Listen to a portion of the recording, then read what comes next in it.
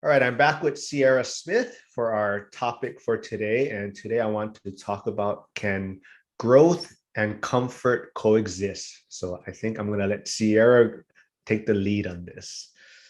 Sure. Well, I would love to start out with asking you what feels, um, what does comfort feel like to you? Because I feel like this is a little bit subjective, right? What comfort is, and everyone has a different like pain tolerance or familiarity with things that make them comfortable or uncomfortable. So I want to ask you, like, what is comfort to you?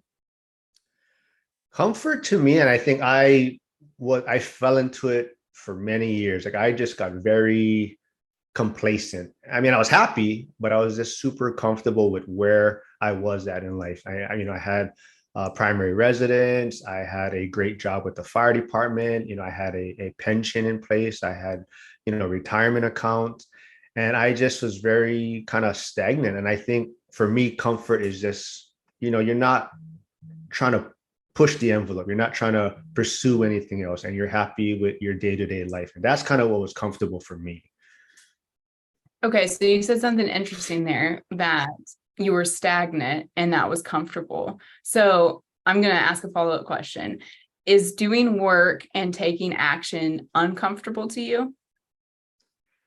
It's not uncomfortable. I think it's just, I was happy with my routine. And I think that's also where comes from is kind of, you have a daily routine. I'm a very routine individual, and my day to day is very kind of structured, and I wake up at the same time, I work out at the same time, I do this. And so I think I just fell into this complacency of where I was just, day to day was pretty much the same. And some days you work more, some days you work less, but I wasn't really striving to retire early. I wasn't striving to provide a better future for my family. I mean, I thought I was good, that's why. Hmm. And you said you were happy with that? I was happy. I was very happy. I felt as if, you know, I like I said, for a lot of people, they base, getting a primary residence as success, having a good job with good benefits. The fire department, I love it. A lot of people look to it as a great job, great career. And so I just felt I had pretty much everything I could want in life. Like everything was there for me. And I was just happy with what I was doing. And but now that I look back, I feel like I just got super comfortable with where I was at, and I wasn't setting a good example for my son, I guess, in a way. Hmm. So is that what pushed you to want to grow more then was your son and having to show him like not the opposite side of that complacency?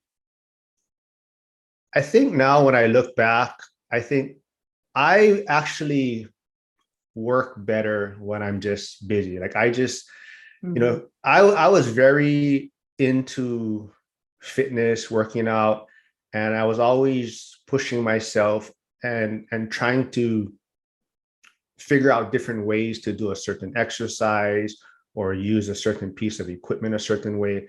So I think for me, when I look back on it, I just perform better in life when I'm constantly doing something. And I think I let kind of in a way my son kind of took over my world where everything was focused around him. And I feel like now that I look back, he doesn't see me getting up early to work out. He doesn't see me, waking up at 3 in the morning to, do social media stuff or whatnot. So he doesn't see that side. So when he sees me, a lot of times he was just seeing me coasting and enjoying time with him. So Hmm. I feel like now he sees me working on other things, social media, real estate stuff. So I think myself, I am just setting a better example, but I'm also finding, I guess, renewed happiness. Like I said, I was happy before. This is just Hmm. bringing a different type of happiness to my life right now. Well, it sounds like it's an improvement to your quality of life. Like even though it's not just comfort or happiness, but it is like you're enjoying it more and you're finding more fulfillment out of, pushing the edges of things, even with the workout stuff that you brought up, just finding a new way to use a piece of equipment or a new way to form your shapes with your muscles and your movement and your mobility, like that pushing to the edges is a little bit more satisfying. Oh, definitely. And I think you also are an example of that because I see a lot of things that you're doing on social media. And I feel like a lot of times I've seen your transition, from getting out of a comfort zone. Seems like I've seen you some exercise videos or you're recording yourself where you're at the gym. And you're I'm not saying you're doing any TikTok videos on there, but it seems like you're also having more fun and getting out of your comfort zone. Yeah, and trying to be more relatable, because you want to show that side of the work side of things. We don't want to idolize, I guess, the coasting or Yes. the just the peak moments, because there is so much, like you're saying, satisfaction to be found in the execution of all of the work, right? But I'm also a lot older than you. So I think I've gone through like different phases. So do you think you've hit a point where, do you think you've ever went to a point where you were just comfortable and complacent? No, well, not the way you're defining it anyways. So I would say for myself, I'll kind of take the flip side of it. What makes me most uncomfortable is like sitting and doing nothing, right? Or not having anything but just like the same routine. And unless that routine is incorporating like some risk or some pushing to the edges of what I'm capable of, it's really uncomfortable for me to sit for very long and not work or not just not have anything to do. I can do that for a little bit, but then that I start to feel like very trapped in kind of that complacency. And I definitely, like, that makes me feel uncomfortable or distressed. So, um does having a routine make you uncomfortable? Um, Only if I'm staying in it for a long time. Like if it starts to feel like it's plateauing.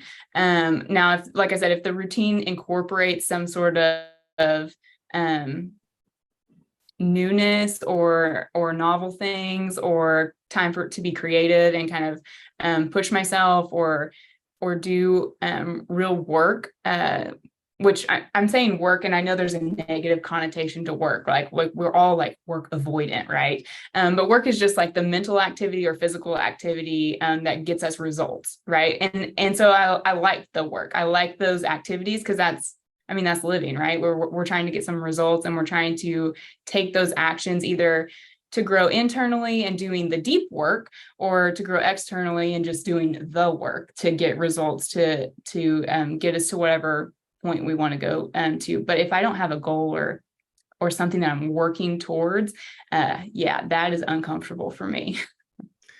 Okay. So do you think that growth also comes with, like you're saying, like a goal or happiness? Like you're saying, can someone have growth by just doing maybe a job or their W-2 that maybe they're not happy at, or they don't care for it very much? Can people still find growth in that, you think?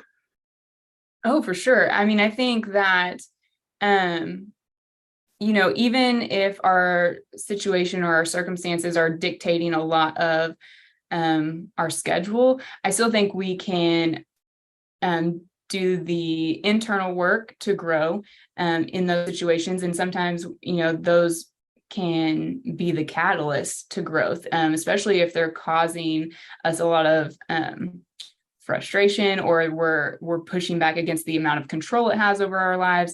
I mean, you got to figure out just internally where you're at with that. And then depending on what you're wanting to grow with, if you're feeling stuck, that's the discomfort part of it, right? Where it's going to almost force the growth. If you experience enough pain from from it. But if you like it, that, that embracing that, and I mean, everyone's wired a little bit differently. So if you like the stability that comes from it, then that's going to give you the ground to stand on to grow in other areas that you do want to grow. But it kind of is going to be where you're focused. And if you're, I don't know, if your whole focus is like, I just want to retire, then I would say you're putting yourself on that path.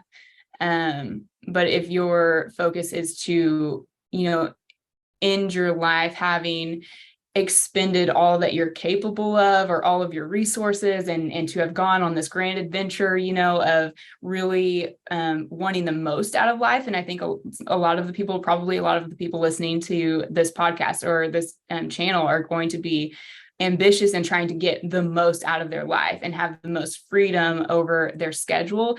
And if you're wanting, that kind of growth, then you just have to use your situation, your circumstances, to be the catalyst for that. So I think, a lot of people that, maybe follow this channel or reach out to you, they already are looking to grow. They're trying to get better at something or improve something in their life. So it might be the comfort side of it that they're struggling with. So if someone were to reach out to you, how would you advise them to get out of that comfort zone, or to kind of, push themselves to help with their growth? Okay, so I mean, really getting clarity on what they want out of life. And a lot of people can do that mental exercise where they say, this is what I want, but the actions aren't aligning, right, with what they're wanting out of their life. And that is usually boils down to being afraid of other people's opinions, right? So that's kind of the heart and soul of most of that, because where we're comfortable is where we're not being judged, or where we're not having to put ourselves out there. Usually we're willing to do the work in private. We will consume and consume and consume content and educational resources, but then when it comes to time to take action and put a little risk out there, that's a lot harder to do.